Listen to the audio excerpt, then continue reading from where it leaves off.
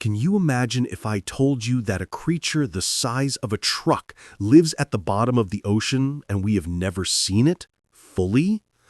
What if I told you that there, in total darkness and under pressure that would crush a tank, live organisms that grow for years and decades, becoming larger and larger, and we don't know where their size limit lies?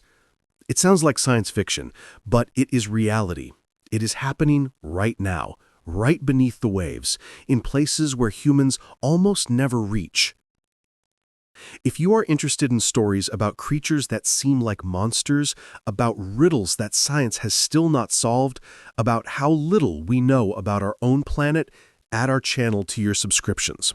Here we talk about what is truly hidden in the ocean, about the giants that rule in the darkness.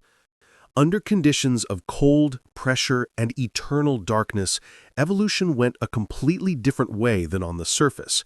It did not create fast predators. It did not create agile hunters. It created giants, organisms that grow slowly but grow huge.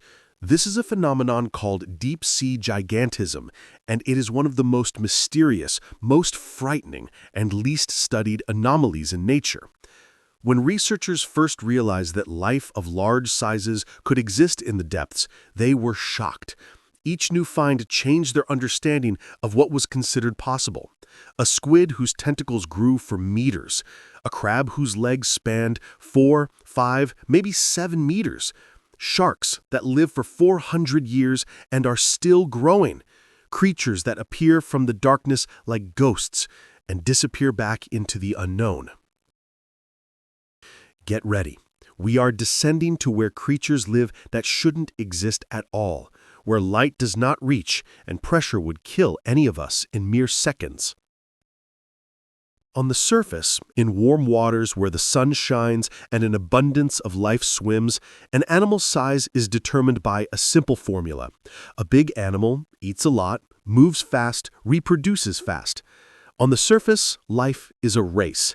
It is a constant rush, constant pressure of natural selection. Every day one must find food, must escape predators, must leave offspring. At such speed, only a fast animal survives. But in the depths, everything works completely differently. There, the cold is eternal. The temperature rarely rises above 4 degrees. Food is extremely scarce there. It slowly sinks down in the form of marine snow, remains of organisms that die on the surface and sink. The pressure there is such that it crushes any material, and there is no sun, only absolute, impenetrable darkness. Under such conditions, speed becomes not an advantage, but a curse. Fast movement requires energy, energy requires food, and there is almost no food there. Under such conditions, a completely different strategy wins. An animal that can wait for hours before an attack. An animal that can go without food for a month. An animal that moves slowly, saving every drop of energy. And this is where evolution makes a move that seems unnatural. It makes the animal bigger. Why? Because a large body retains heat better than a small one. A large animal has less heat loss relative to its volume. Because a large animal can store more energy inside itself, can go without food longer. Because a large predator can wait longer before hunting and still have strength for an attack. This is called Bergmann's rule, and it works everywhere there is cold. On land, animals in the north are larger than in the south. In the depths, this same rule works vertically. The deeper, the bigger. But there is a second factor, maybe even more important: metabolism. In cold water, an animal's metabolism slows down. This means it does not grow fast. It grows slowly, so slowly that over a year one can barely notice the growth. But it grows constantly, year after year, decade after decade, century after century. If it manages to survive, it becomes larger and larger. We know of giant squids that might be 20, 30, maybe 50 years old, and they are still growing. We don't know when they stop growing because we have never seen a fully grown giant squid. Maybe they never stop growing. And then there is pressure. At a depth of 1,000 meters, the pressure is 100 atmospheres. At 5,000 meters, 500 atmospheres. At 10,000 meters, more than 1,000 atmospheres. This means the water becomes denser, denser, denser as you descend.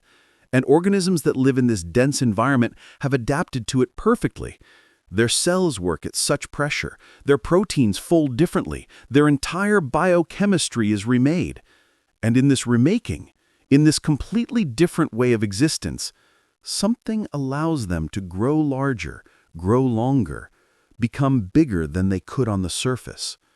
The result? Creatures whose sizes seem impossible, seem like a violation of all laws of nature. On the surface, a large crab weighs a kilogram, maybe 2. At depth, a spider crab weighs 20 kilograms. Its legs span 4 meters, almost 5. It's like meeting a huge spider underwater whose legs reach a doorway. On the surface, a large squid weighs 50 kilograms and is found rarely. At depth, a giant squid weighs half a ton, maybe more. On the surface, a jellyfish is a small, delicate creature.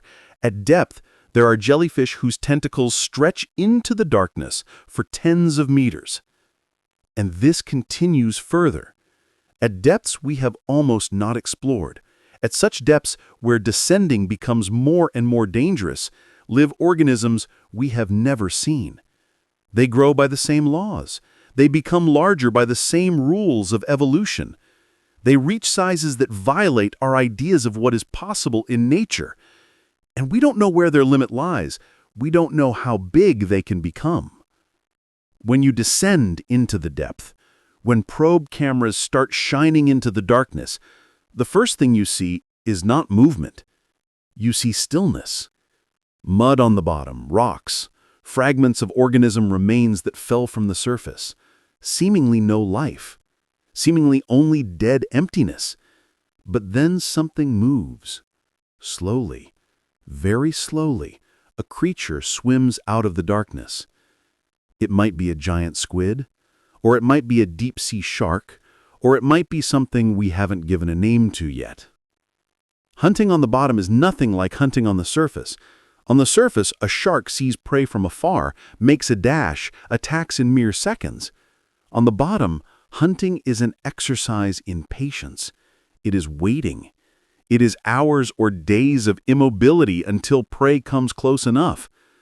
A giant squid can hang in the water for hours, practically motionless, with tentacles stretched forward, a trap waiting until prey falls onto the hooks of its suckers itself. And so the prey approaches. It might be a fish, it might be another squid, it might be a seal that descended from the surface deeper. The squid sees it thanks to huge eyes, the largest eyes among all animals on Earth. Its eyes, the size of a dinner plate, can catch the slightest movement, the slightest change of light in the darkness.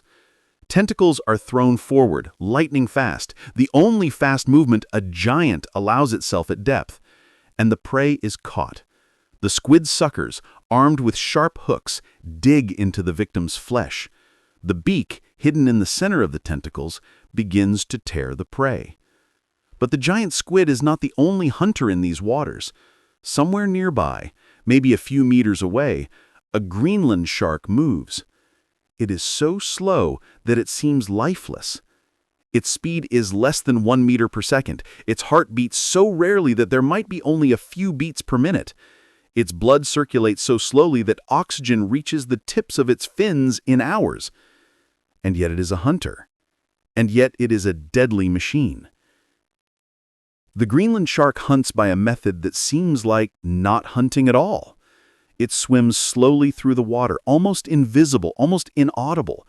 It can swim past prey that won't even notice its presence. And then, if the prey itself turns out not to be fast enough, if it cannot run away, if cold or fatigue immobilizes it, the shark makes its move.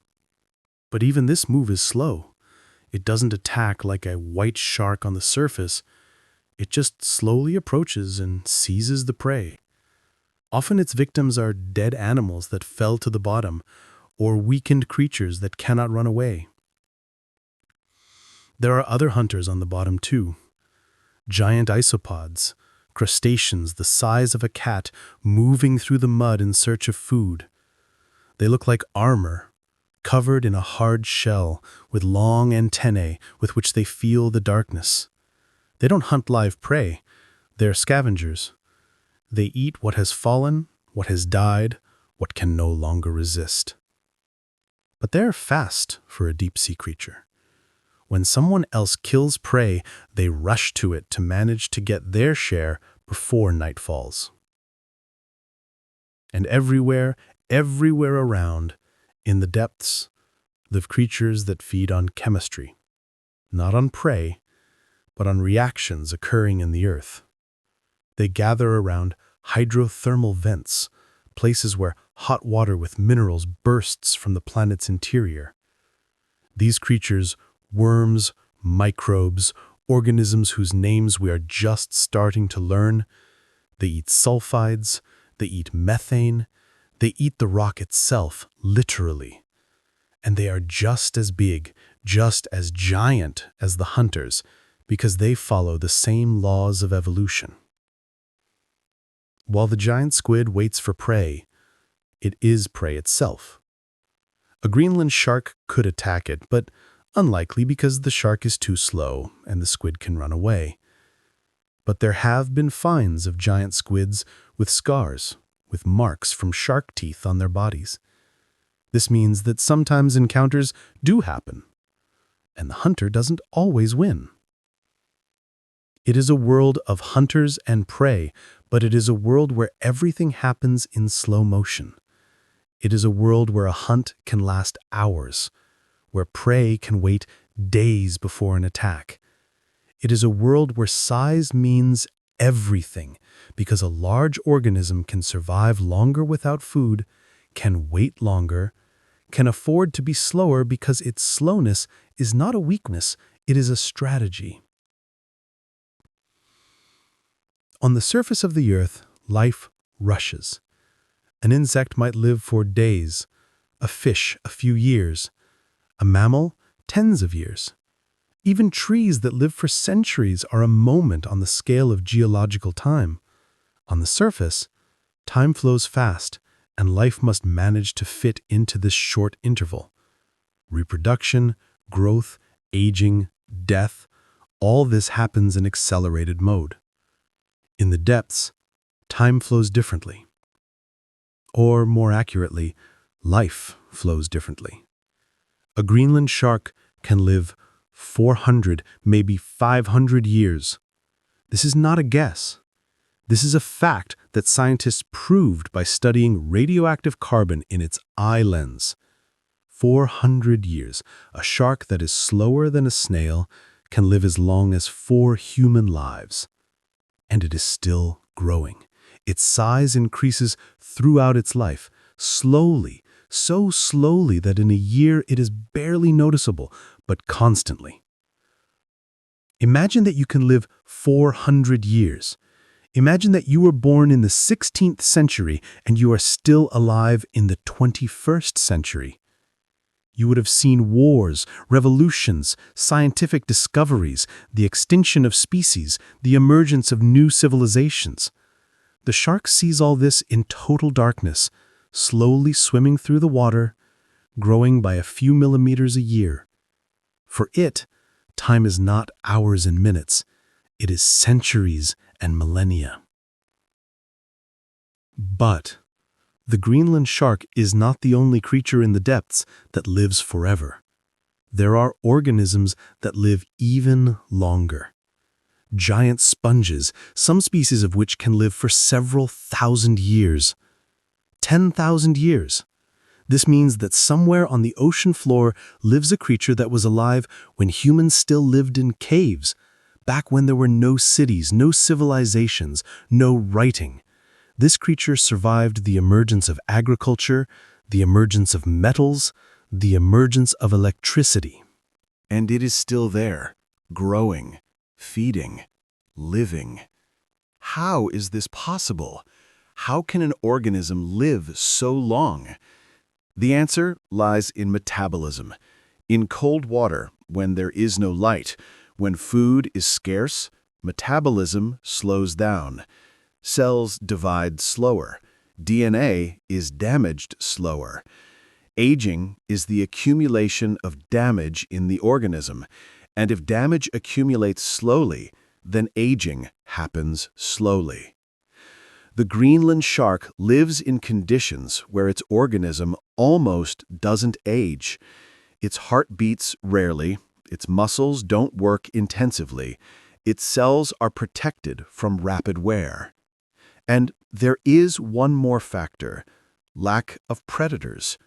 At the depth where the Greenland shark lives, there are few creatures that can attack it. It is slow, but it is big, and it seems invulnerable. Therefore, if hunger doesn't kill the shark, if prey doesn't wound it, it can live, and live, and live, century after century. This overturns our understanding of life. On the surface, life is a rush. One must grow fast, reproduce fast, pass genes to offspring fast, before you die. Natural selection rewards speed, aggression, fertility. On the bottom, life is patience. One must grow slowly, reproduce rarely, but live long, very long. Natural selection here rewards persistence, efficiency, thriftiness. A giant squid, if it manages to avoid predators and hunger, can live for several decades, maybe more. We don't know, because we have never seen a squid in the wild that died of old age. They always either perish from hunger, or from disease, or from predators. But theoretically, if conditions are favorable, a squid can live as long as a Greenland shark, maybe even longer. This is a world where time flows differently. This is a world where a creature can be born, slowly grow, reach giant sizes, and all this over a time during which tens of generations will change on the surface. This is a world where gigantism is not just an adaptation, it is a philosophy of life. If you grow slowly, if you live long, if you are big, then you survive. And you survive not because you are fast or agile, but because you simply wait longer than anyone else can wait. Most of the time, we know about creatures at depth only from finds: a dead squid washed ashore by a wave, a fragment of a tentacle stuck in a whale's stomach, teeth broken off during a fight. These are puzzle pieces, and scientists put them together, trying to understand what kind of animal left them.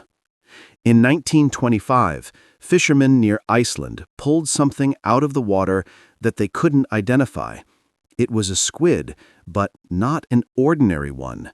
Its size was larger than that of the known giant squid. Its tentacles were thicker. Its beak was more powerful. Scientists named it the colossal squid, and they still know almost nothing about it. Since then, only a few specimens have been found, all dead, all washed ashore or found in the stomachs of sperm whales. What do we know about the colossal squid? That it can be longer than the giant squid, that its tentacles can be thicker, that its eyes can be even bigger. But that's all. We haven't seen it alive. We haven't seen it how it hunts. We haven't seen it in its natural habitat. All we know is that it exists, that it sometimes dies, and sometimes it is found. The rest is guesses and assumptions.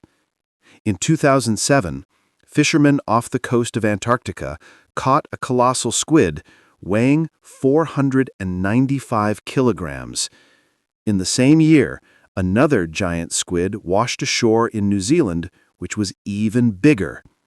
In the same year, in the same month, a fishing vessel in the Pacific Ocean discovered a colossal squid tentacle sticking out of the mouth of a dead sperm whale. It was a year when suddenly many finds appeared, as if giants descended from the depths and demanded that we learn about them. But even these finds are just the tip of the iceberg. Sperm whales dive to depths of over 3,000 meters, and they eat colossal squids. This means that at a depth of 3,000 meters and deeper, live giant squids large enough to interest a 4-ton predator. And we know about them only because sometimes a sperm whale still finds and eats them.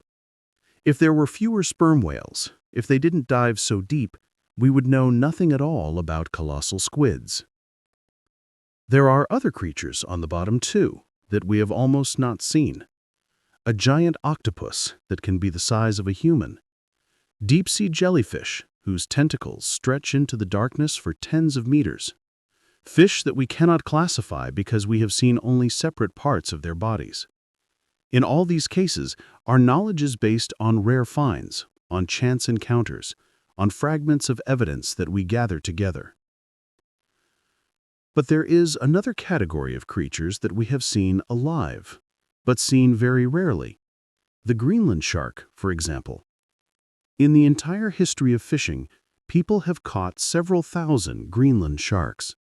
It sounds like a lot, but for the Arctic Ocean, which occupies millions of square kilometers, it is negligibly small. This means that in the depths, there might be 1 million, maybe 1 billion Greenland sharks, and we don't know. We only know that sometimes one of them gets into a fisherman's net and we can study it. When a fisherman pulls a Greenland shark to the surface, something strange happens.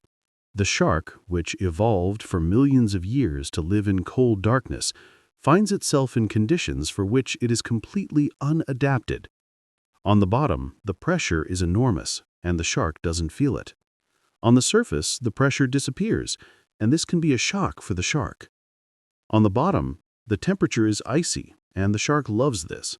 On the surface, it can be warmer, and the shark starts to suffocate. Literally, its organism begins to break down at higher temperatures. Scientists who studied caught sharks report that they can survive on the surface only for a few hours before beginning to decompose.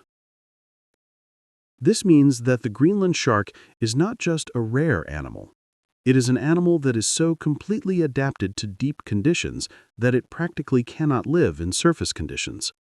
Its organism is a machine, created only to work at specific pressure, specific temperature, specific lighting. If you change one of these parameters, the machine breaks. The same is true for the giant squid. When it is found dead, its tentacles are already starting to decompose. Its tissues break down. Its ink leaks from the ink sac into the surrounding water. This creature, even dead, is not adapted for surface conditions.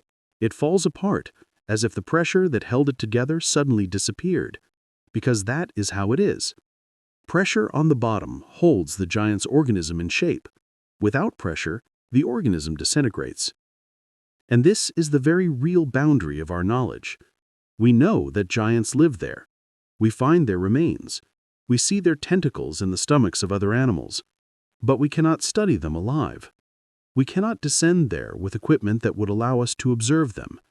We cannot understand what they really look like, how they hunt, how they live. All we know is that they exist. And they exist in conditions that we cannot reproduce on the surface. They remain ghosts, phantoms of the depth, creatures that rule in their kingdom and almost never give us the opportunity to see them. Scientists have long wondered, is there a limit to how big a creature can become at depth? On the surface, the answer is simple. The blue whale is the largest animal that ever lived on Earth, weighing about 200 tons. Larger is impossible because the organism won't be able to support its weight. The heart won't be able to circulate blood. The spine will break under its own weight. But in water, everything is different. Water supports the organism, so a blue whale can be that big. And what about in the depths? Are there animals larger than a blue whale there? Probably not. At least we don't know of such animals. A giant squid weighs several hundred kilograms, maybe a ton. A colossal squid might be slightly larger. A Greenland shark weighs several tons. This is still much smaller than a blue whale. But why? If depth allows animals to be larger, why don't they grow to the size of a whale? The answer lies in energy. Even on the bottom, even with slow metabolism, a very large animal requires a lot of food. A blue whale eats 4 tons of krill a day. This is possible on the surface because there are millions of krill there, and the water is full of life. At depth, there is much less food. So-called marine snow falls, dead organisms, sediments, debris that sink from the surface. But this is not enough to feed an animal weighing 200 tons. Even a very slow animal cannot do without food indefinitely. There is one more factor. At depth, there is no large prey. On the surface, a whale eats krill, small crustaceans, but there are billions of them. At depth, if you are a giant creature, you hunt other giants or dead remains. This limits your size. You cannot be larger than your victims can be. And when victims are rare, you must be big enough to wait long between meals, but not so big as to require too much food. Therefore, the giant squid is likely close to the limit. It is the optimal size for a predator at depth. Big enough to be a deadly hunter, but not so big as to require more food than it can find. This is the result of millions of years of evolution, millions of years of natural selection, millions of years of nature's experiments. And this is the best result that nature got. But there is one more possibility. Maybe there are animals that are larger than the giant squid, but we simply haven't seen them. Maybe at a depth of 8,000 or 10,000 meters lives a creature that is larger in size than a whale, but we have never met it. Maybe it is so rare, so secretive, so well adapted to depth conditions that it avoids contact with humans. Maybe this creature lives so deep that even our bathyscapes cannot descend there. We cannot rule this out. After all, we have explored less than 5% of the ocean floor. What is hidden in the remaining 95% remains a mystery. If you are a giant squid, your organism is built completely differently than the organism of a squid on the surface. Let's start with the eyes. A giant squid has eyes the size of a dinner plate, the largest eyes in the animal world. But these aren't just big eyes. These are specialized organs adapted for catching the slightest signs of light in pitch darkness. Its lens is huge. Its retina contains a huge number of light-sensitive cells called rods.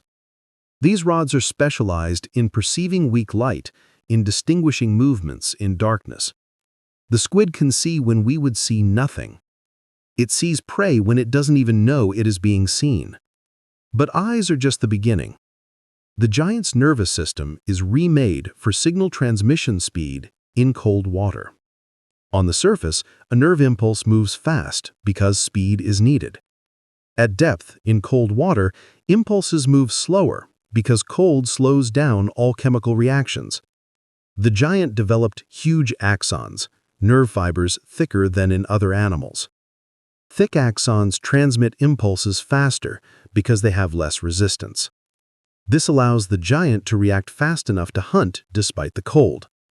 Its tentacles are armed with suckers, each of which is a small masterpiece of engineering. A sucker contains sharp chitinous hooks that dig into the prey's flesh. But these aren't just mechanical hooks. They contain nerve endings that allow the squid to feel what it has grabbed. The squid can determine if it is edible, if it can lift it, if it is worth eating at all. It is a true sensory organ, not just a gripping mechanism. Its blood contains special molecules that allow it to transport oxygen under conditions of low oxygen pressure on the bottom.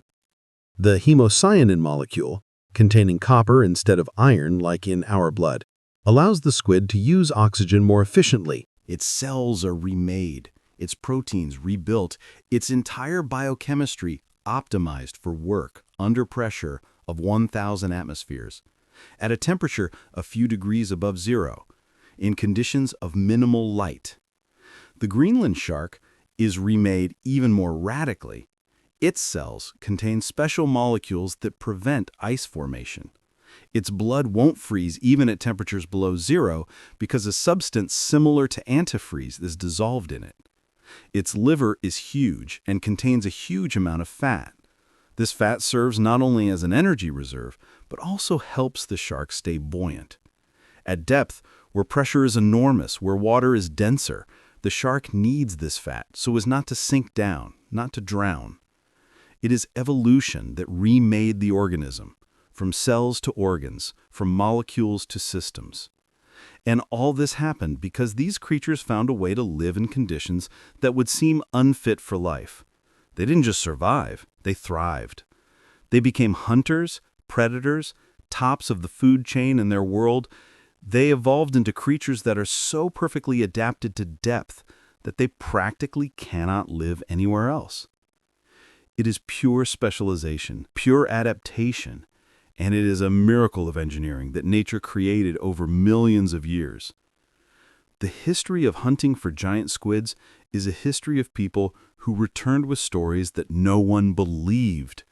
In the 18th century, Norwegian fishermen told of tentacles as thick as logs that came out of the water and grabbed their boats. No one believed. These were legends, fantasies of drunk sailors. But then, at the end of the 19th century, they started finding dead squids. First one a year, then more often, and suddenly in the 20th century, hunting for giant squids became almost industrial. People realized that these are not legends. It is reality. Modern fishermen tell of encounters they consider a gift of fate or a curse. In 1933, a British steamship got into a storm off the coast of South Africa, and it was thrown ashore. When the vessel broke apart, a creature swam out of its wreckage. Later it turned out that it was a giant squid that was inside the ship. No one knows how it got there. Maybe it attacked the ship and got stuck. Maybe a wave carried it there during the storm. But the fact remains, a squid weighing several hundred kilograms was strong enough to damage a large ship. In 1874, a fishing vessel off the coast of Canada caught a squid that weighed several tons. Its tentacles were so thick that fishermen took several hours to cut them. When they examined the remains, they discovered pieces of flesh in the squid's mouth, human flesh. This meant that the squid hunted humans, or at least ate them if it found dead ones. The story was documented and published in newspapers. People began to believe that creatures truly dangerous live in the depths. But the most interesting evidence is what scientists learned from sperm whales. Sperm whales dive deeper than any other marine mammal to catch giant squids. Fishermen who hunt sperm whales often find squid tentacles in their stomachs. The size of the tentacles speaks to the size of the whole animal. Some tentacles are so huge that scientists believe the squid they belong to was twice as big as the largest known giant squid. But there is other evidence. Huge scars are found on the hides of sperm whales, round, looking like marks from suckers. These scars can only be from a squid. They show that the sperm whale and the squid fought, and it is not clear who won. Maybe the sperm whale managed to escape. Maybe the squid retreated. But the fact remains, there are creatures on the bottom that are strong enough to leave marks even on a 4-ton predator. In 2007, a Japanese research expedition tried to film a video of a giant squid. They used live bait and special cameras. At a depth of 1,000 meters, they waited and waited, and then, in total darkness, in the light of cameras, a squid appeared. This is the first video of a live giant squid ever filmed. The squid was large. It was strange. Its movements were jerky and aggressive. It attacked the camera several times before swimming away into the darkness. In a few minutes of video recording, scientists learned more about the giant squid than in all previous centuries. But the video also showed that the squid was remarkably alien to us, remarkably aggressive, remarkably mysterious. In 2013, fishermen off the coast of Mexico caught a squid weighing 495 kilograms. They brought it ashore alive. It was a rarity, almost unheard of. Onshore, scientists were able to measure it, were able to take samples, were able to document the dimensions. But soon, the squid died. In surface conditions, its organism could not survive. All this is evidence that creatures live in the depths that we almost don't understand. Each find reveals something new. Each encounter poses new questions. And every time we think we know everything about the giants of the deep, they surprise us. They show us that the boundary between the known and the unknown in our own ocean remains incredibly thick. That down there, in the darkness, live monsters about which we can only guess. We have explored about 5% of the world ocean floor. 5%. This means that 95% remains unexplored. On 95% of the bottom, there could be creatures larger than the giant squid. There could be organisms that live by completely different rules than we imagine. There could be entire ecosystems we don't know exist. When we descend in a bathyscape to a depth of 1,000 meters, we see life. Fish, squids, jellyfish. But the deeper, the rarer organisms are found. At a depth of 5,000 meters, life becomes a rarity. At a depth of 8,000 meters, we see only a few species. And at a depth of 11,000 meters, at the bottom of the Mariana Trench, we see almost nothing.